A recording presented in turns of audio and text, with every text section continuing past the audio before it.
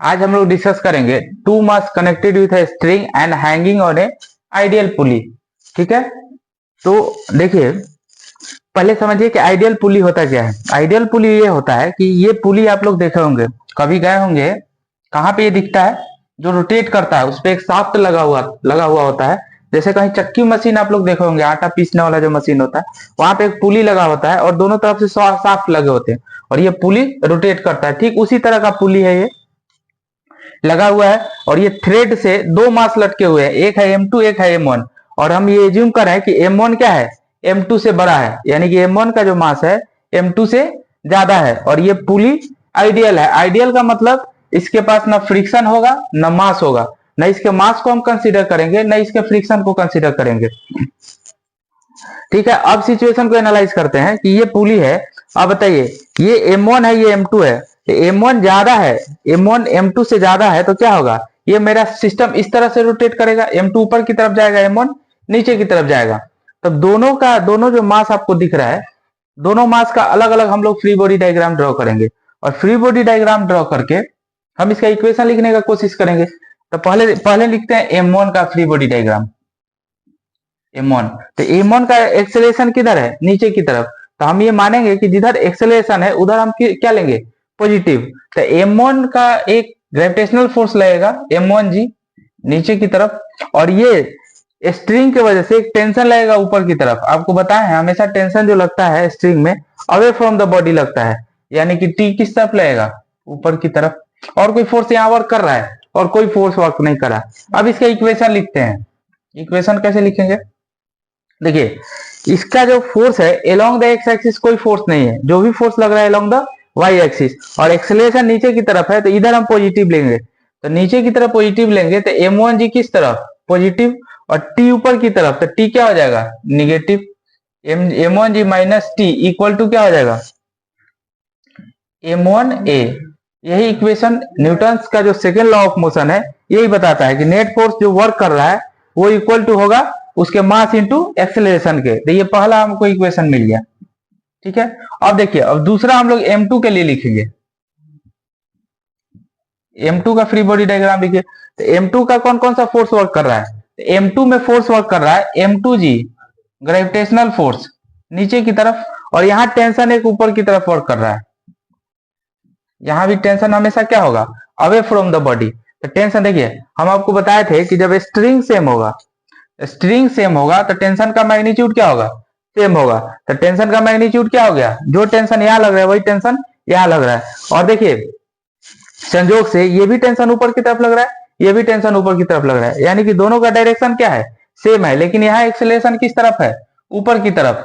तो हम ऊपर वाले जितने फोर्स है उसको पॉजिटिव लेंगे और नीचे वाले जितने फोर्स है उसको क्या लेंगे, निगेटिव लेंगे। तो यहाँ M2G ग्रेविटेशनल फोर्स जो है वो नीचे की तरफ लग रहा है, यानी कि एक्सेलरेशन का जो डायरेक्शन है उसके अगेंस्ट लग रहा है, तो हम इसको लेंगे निगेटिव। और जो टेंशन लग रहा है वो एक्सेलरेशन के डायरेक्शन में लग रहा है, तो टेंशन को क्या लेंगे, पॉजिटिव। ये ध्यान दीजिएगा, हम आपको बताए थे कि जो अगर ये एक्स कोऑर्डिनेट और वाई कोऑर्डिनेट है, ये वाई कोऑर्डिनेट, तो हमेशा देखिए ऊपर की तरफ वाई कोऑर्डिनेट की तरफ क्या होता है, पॉजिटिव, और नीचे की तरफ निगेटिव। लेकिन यहाँ दूसरा केस है, इधर हम एक्सेलरेशन के डायरेक्शन में पॉजिटिव ले रहे हैं और एक्सेलरेशन के अगेंस्ट जो फोर्स आ रहा है उसको क्या ले रहे हैं, निगेटिव ले रहे हैं। ये वाला कॉन्सेप्ट यहाँ यूज नहीं कीजिएगा। ठीक है, अब देखिए ये फोर्स जो ग्रेविटेशनल फोर्स है वो नीचे की तरफ लग रहा है और टेंशन किधर, ऊपर की तरफ। अगर इक्वेशन लिखेंगे तो M2G को क्या लेंगे, निगेटिव, क्योंकि एक्सेलरेशन के अगेंस्ट में है, और टेंशन को क्या लेंगे, पॉजिटिव।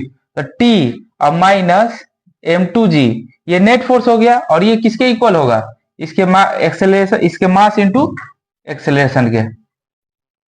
ठीक है, यहां दूसरा इक्वेशन हमको मिल गया।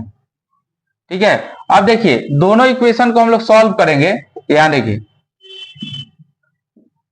यहां है M1G minus T equal to M1 है, T minus M2G equal to M2 है। अगर दोनों इक्वेशन को हम ऐड कर देते हैं, एडिंग द इक्वेशन 1 एंड 2, दोनों इक्वेशन को ऐड करेंगे तो देखिए T यहाँ पॉजिटिव और यहाँ T निगेटिव, दोनों क्या हो जाएगा, कैंसल आउट। यहाँ M1G और यहाँ M2G, तो हम क्या लिख सकते हैं, M1G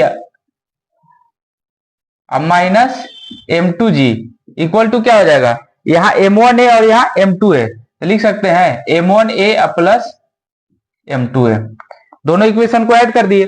अब देखिए यहां से g को कॉमन कर लीजिए, यहां से g को कॉमन कीजिए तो g क्या हो जाएगा m1 प्लस m2, यहां हो जाएगा क्या, यहाँ a को कॉमन कीजिए तो m1 प्लस m2।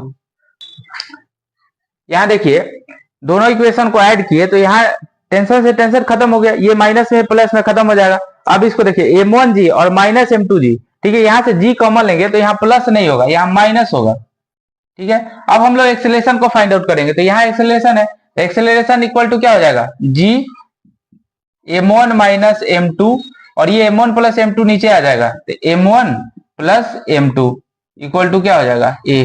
तो अगर इस सिस्टम का एक्सेलरेशन हमको पता करना है तो एक्सेलरेशन हमारा कितना आ गया g m1 minus m2 divided by m1 plus m2। आपको पता है जब भी हम मास कंसीडर करेंगे तो मास का वैल्यू हमको पता होगा। ग्रेविटेशनल एक्सेलरेशन जो है 9.8 ये यूनिवर्सल कांस्टेंट है, ठीक है, मीटर पर सेकेंड स्क्वायर, ये दोनों चीज हमको पता है। तो इस सिस्टम का हमको एक्सेलरेशन पता चल जाएगा, ठीक है। और हमको सॉल्व करने का, इस सिचुएशन को एनालाइज करने का मेन मकसद यही था कि इसके एक्सेलरेशन को पता लगाया जाए। अब कह सकते हैं कि ये स्ट्रिंग में टेंशन कितना हुआ, इस चीज का पता लगाइए। तो अब हम क्या करेंगे, देखिए अगर एक्सेलरेशन का वैल्यू किसी एक इक्वेशन में रखते हैं तो वहां से हमको पता चले एक्सेलरेशन क्या है। देखिए ये यहां से इस एक्सेलरेशन का वैल्यू अगर इक्वेशन 1 या 2 में रखते हैं तो हमको टेंशन का वैल्यू पता चल जाएगा। एक चीज ध्यान दीजिएगा, हमारे पास दो अननोन है, एक टेंशन इन स्ट्रिंग और एक्सेलरेशन, बाकी सब मेरा नॉन वैल्यू है। और देखिए दो वेरिएबल है और हमारे पास इक्वेशन कितने हैं, दो है, तो हम सॉल्व कर सकते हैं बहुत आसानी से, क्योंकि मैथ का रूल है कि जितने आपके पास वेरिएबल है उतने आपके पास क्या होना चाहिए, इक्वेशन होना चाहिए, तभी आप किसी भी इक्वेशन को सॉल्व कर सकते हैं। अगर आपके पास वेरिएबल 3 है, इक्वेशन 2 ही है, तो आप सॉल्व नहीं कर सकते। तो हमारे पास जितने वेरिएबल हैं उसके लिए सफिशिएंट इक्वेशन है, तो यहां से हम सॉल्व कर सकते हैं। मेरा इंटरेस्ट क्या था, मेरा इंटरेस्ट था कि पहले हम एक्सेलरेशन फाइंड आउट करें, एक्सेलरेशन को फाइंड आउट कर दिए। अब एक्सेलरेशन का जो वैल्यू है वो इक्वेशन 1 या इक्वेशन 2 में वैल्यू रखिए, आपको टेंशन का वैल्यू आ जाएगा, ठीक है। तो ये चीज को हम लोग एक्सप्लेन किए कि two mass connected with a string and hanging on a ideal pulley, ideal pulley पे अगर दो मास को लटकाया जाए तो एक्सेलरेशन क्या हो सकता है।